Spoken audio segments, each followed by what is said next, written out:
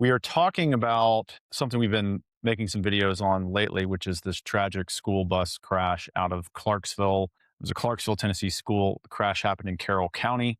And we're going to break down this new lawsuit that has been filed. And we kind of signaled in our prior videos that this would likely lead to a lawsuit because the video is pretty clear that the driver crossed a double yellow line and was negligent. There may be some defenses, which we talked about, but now we've got the first lawsuit and we can break this down. So this is Morgan and Morgan has filed this thing on behalf of the family of Zoe Davis. You should be able to see hear the caption of it.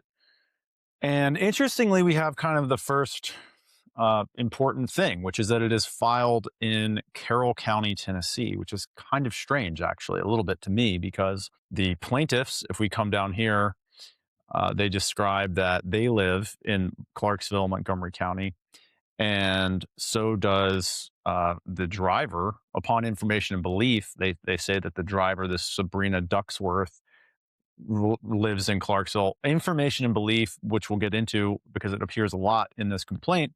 Information and belief just means you think that's true, but you don't really know for sure. And it's a factual allegation, kind of, but it signals that you're not really saying that you know it to be true for sure. You just think you might have a basis to prove it. And it kind of signals to both the court and the other side that even though you're saying this, you may not really, it may ultimately not be true, and you don't want to totally be held to it being true, right? So it's a way to kind of preserve your credibility if you're making a claim that you're not 100% confident in. So I find it interesting that they've filed suit in Carroll County, which is where the crash actually happened. That's an interesting move. I don't really know why you would do that, given that everybody else lives in Clarksville, and given that you are suing the Clarksville Montgomery County School System. By the way, that's probably also not the right legal entity, not totally going to matter, but it probably should just be Montgomery County, Tennessee. And along those lines, we have something that's a little bit puzzling to me, which we will get into a little bit later, which is if you see here, it says that there's a jury demand. Well, you can't get a jury when you're suing the Clarksville County. Clarksville, Tennessee is a governmental entity. And as such, you can only sue them under a specific set of circumstances, which is the Governmental Tort Liability Act. Under the Governmental Tort Liability Act, you do not get to bring your case in front of a jury. You are forced to do what's called a bench trial. So we're not going to get a jury in this case, and they've asked for one, but they're not going to be entitled to it. So as I mentioned, we've got the parties, which here are the parents who would be the legal representatives. They have the right to bring the case on behalf of the child who died. And so that's what we've got. As we talked about the information and belief, then we've got the defendant is Montgomery County. That's a governmental entity. Now, of course, the jurisdiction and venue, you can sue this, bring this lawsuit in Carroll County because that is where, the event occurred, right? All events, that's what they say here in paragraph 7, all events which form the basis of this complaint for damages occurred in Carroll County, Tennessee.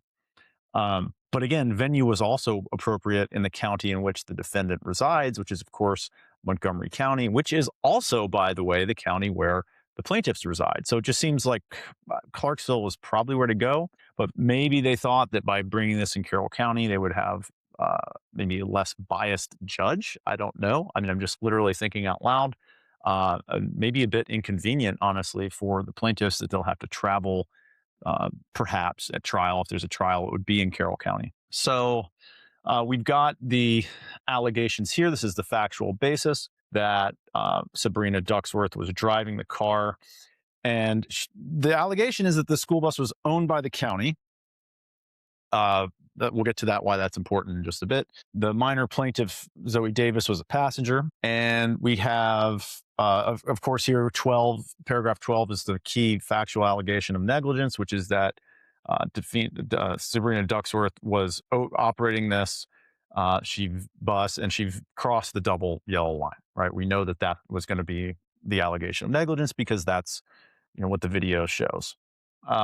Struck this Tennessee Department of Transportation dump truck traveling in the opposite lane head on. That allegation would also, by the way, probably relieve the state of Tennessee Department of Transportation from any liability. Makes it sound like, this was just completely unavoidable, and for that, from the perspective of that dump truck, and it's squarely the fault of Miss Ducksworth operating this Clarksville Montgomery County bus. So not likely to have any other pot of money to go after here, because we're not, apparently based on this, they're not blaming the state of Tennessee or that Department of Transportation dump truck. Okay, here we get into some interesting stuff. And I'll save this for a moment, but they are alleging that, again, upon information and belief, which means they don't really know if it's true or not, but they're saying that there were no seat belts on the bus. Okay, so that could be an allegation of negligence. We'll see if that's where they go with it, but could be that they're alleging you should have had seat belts. Now, there's going to be a problem with that argument, which I will explain. Okay, so then we have, looks like, several allegations, 14 through 18 here, allegations about how Ducksworth failed to maintain the lookout, didn't stay in her lane. This is interesting. Also, by the way, not alleged upon information and belief is that defendant Sabrina Ducksworth was tired. She was operating the bus while fatigued and without proper rest. Suggests they've done some investigation, that they're alleging that, and that they're not saying it upon information and belief. That's kind of interesting. That means that maybe they've done some investigation. Maybe they have some reason to believe that Ducksworth was tired, was fatigued. And then, let's see here, she failed to use reasonable and due care. I want to see the part where they allege that she was an employee. Here we have the first cause of action in the negligence, is that Ducksworth was operating the defendant's school system bus with their authority and consent. Here you go. Paragraph 23. This is really important.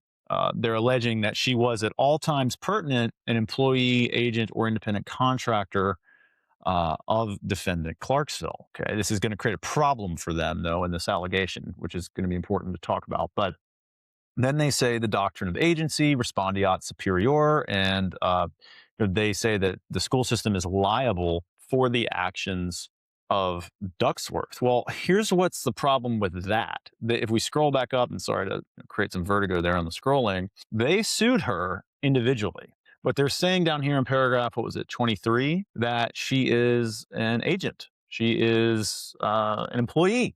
She's an employee of the Clarksville. So the problem that they're going to have is this. Under the Governmental Tort Liability Act, you cannot sue the employee individually if they were in the course and scope of their employment at the time. So you sue the county, you sue the employer, and they are liable under doctrines of agency and respondeat superior. That's all true, paragraph 24. But that then means that you cannot sue the individual.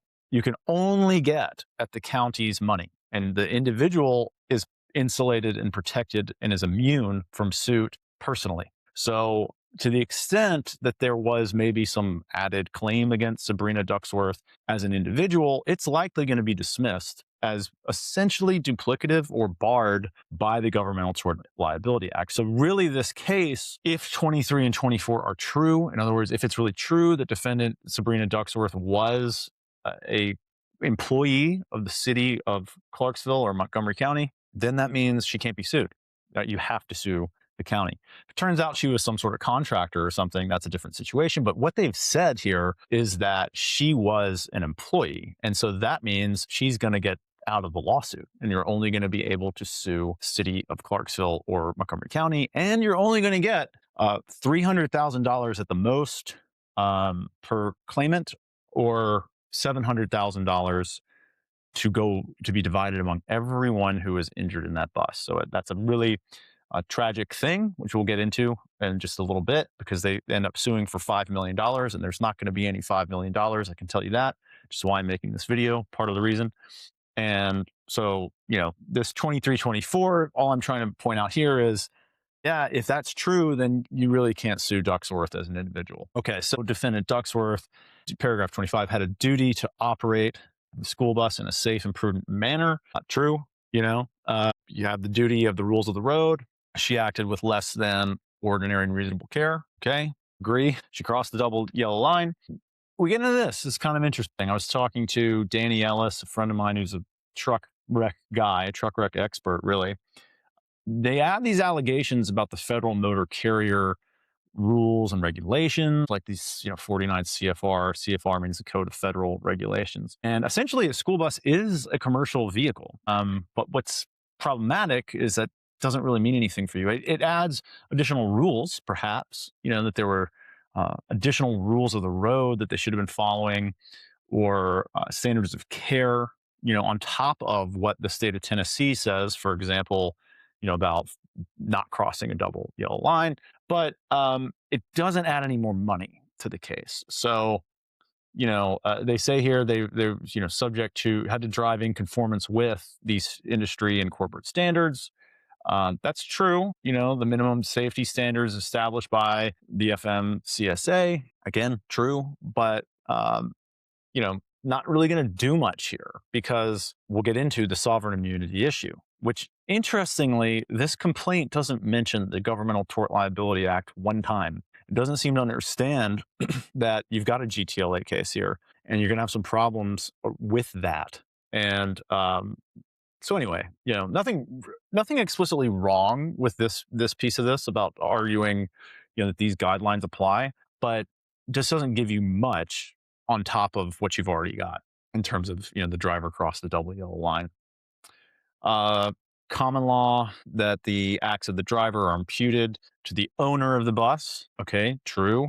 And then you've got, various allegations of negligence against the driver, failing to keep a proper lookout, failing to keep the bus under proper control, all sorts of things that I think are pretty clear cut. I do think that, I've talked about in the other videos that, there might be some sort of sudden emergency or sudden incapacitation defense, but on the face of it, there's enough here that there's clearly negligence, that the school system is responsible if it's their bus and it's their driver. So all of this is tracking. Where we get into, not to tax the length of this video, but where we get into some serious issues, is something called the discretionary function exemption. Okay, and what that means is you can't sue a county or a city for something that is called discretionary. You can only sue them for their negligence in an operational failure.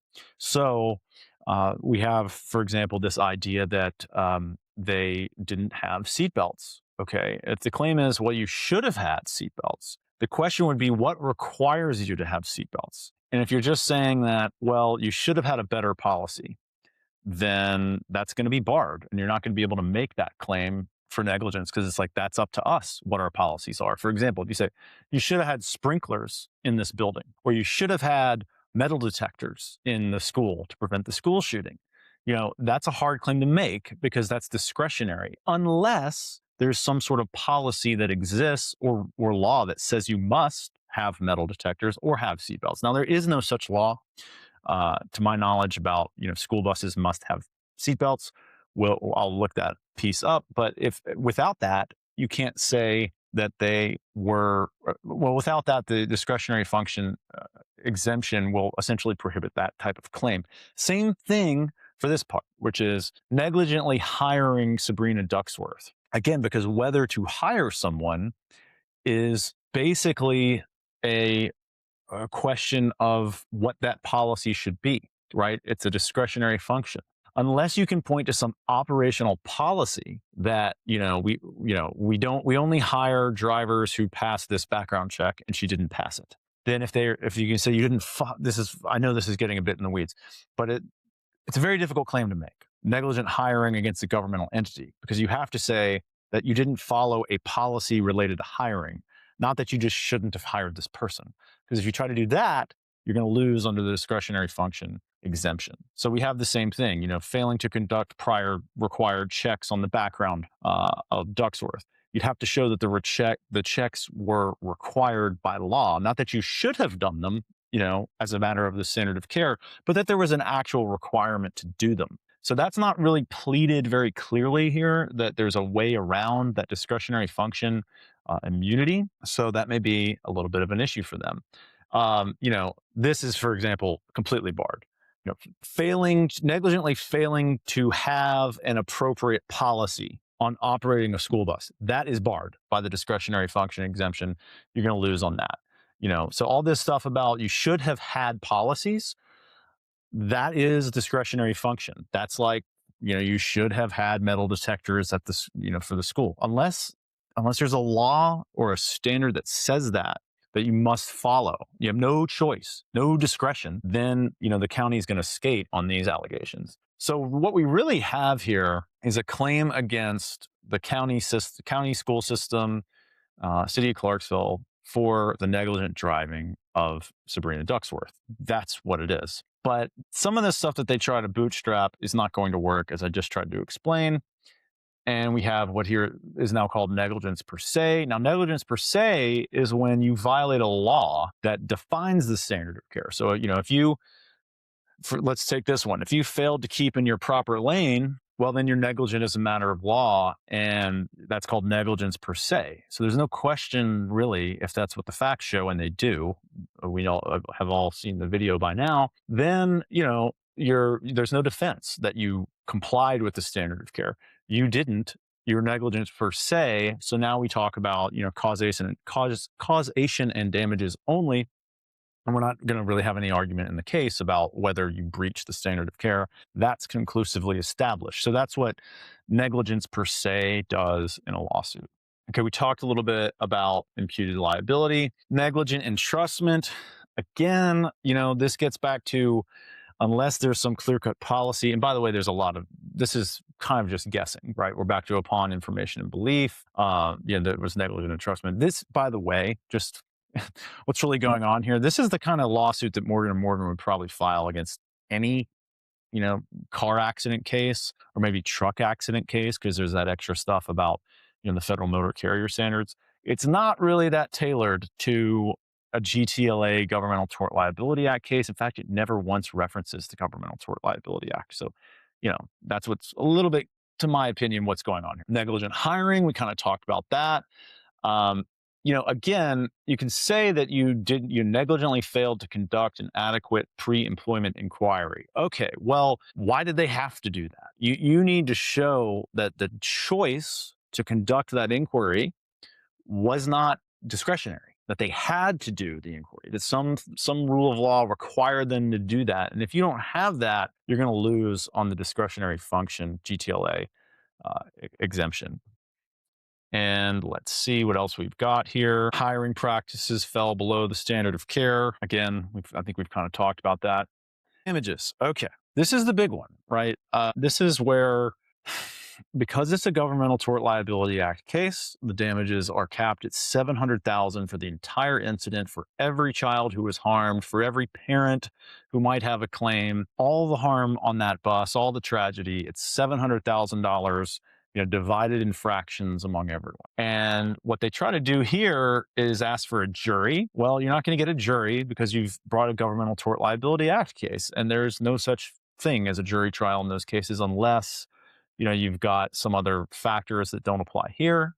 And then they ask for $5 million. Now, there's not going to be $5 million, but I do want to break something down about this. When you bring a lawsuit and you ask for a sum of money, it's called the ad damnum clause. Specify what you think you should be awarded. And you can only be awarded that much money or less. So if you ask for $5 million and they give you $6 million, you don't get the $6 million because you asked for $5 million. So what happens in these lawsuits is the lawyers will put astronomical numbers saying, well, there's some theoretical possibility that I might get this. So, and I can't get more than this if I put a number. So I have to put a really high number.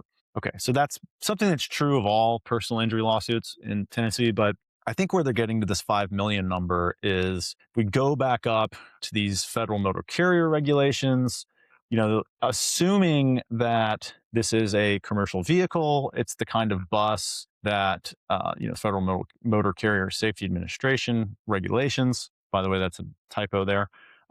Those would say in this situation, the most that you have, or the minimum limits that you have to have, are $5 million. That's a matter of federal insurance law, federal, motor carrier regulations. So they've got to have $5 million. So if this were, for example, a private contractor who had been hired, to do like a Greyhound bus private contracting thing, not a county school, there might be $5 million. Private contractor would be under that regulation. Problem is, this is not. This is a governmental entity. And as I've already explained, they alleged that. Uh, Morgan and Morgan. They said that the bus is owned by the county and that the driver is an employee of the county. So you're not getting to 5 million any day of the week on that. You're only ever going to get to the 700,000 under the GTLA. So that is what's going on in this lawsuit, right? They've brought a jury demand in a case it's not going to get one. They've asked for $5 million in a case it's capped at 700,000. They brought the case in Carroll County. I find that a little bit strange. So these are just my, opinions of this lawsuit, but not going to change the outcome because, the thing is, it still just goes back to the Governmental Tort Liability Act cap. And they've absolutely pleaded that, well. They said that the driver was negligent. It, seems that she was. She's a county employee. So there's enough here to, preserve that claim. But that's the only claim that there is here. And it's really sad to see because, as I say, the GTLA is just so unfair in exactly this situation that it has not been expanded in several decades. And you can see how 700,000 to compensate all of these families for this driver's negligence is nowhere near enough. So if you're interested in learning more about sovereign immunity, I will link to another video on that, but that's all I've got for now. So I hope this was helpful. I know it's a bit in the weeds, breaking down a lawsuit, but if you've stayed this far, thanks for watching.